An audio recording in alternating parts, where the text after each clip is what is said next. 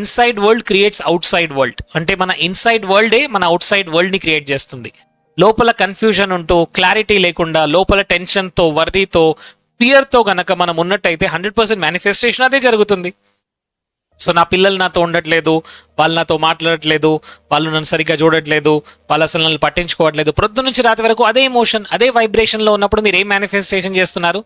అదే మేనిఫెస్టేషన్ చేస్తున్నారు. అదే ఫీలింగ్స్ ఇంకా ఎక్కువ అవుతున్నాయి. పిల్లల్ని చూడట్లేదు, పిల్లలు నాతో మాట్లాడట్లేదు, పిల్లల్ని సరిగ్గా చూడట్లేదు, పిల్లలతో నా రిలేషన్షిప్ సరిగ్గా లేదు.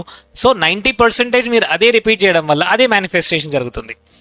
So when you change your inner world, you change your outer world. మన లోపల వరల్డ్ చేంజ్ అయినప్పుడే మన బయట వరల్డ్ చేంజ్ అవుతుంది. మరి మీరు మేనిఫెస్టేషన్ ఎలా ప్రాక్టీస్ చేస్తున్నారు?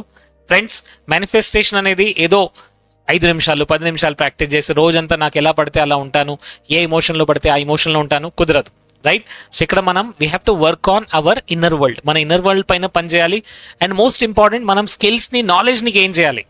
సో అందువల్లనే రెగ్యులర్గా వర్క్ షాప్స్ ఉంటాయి.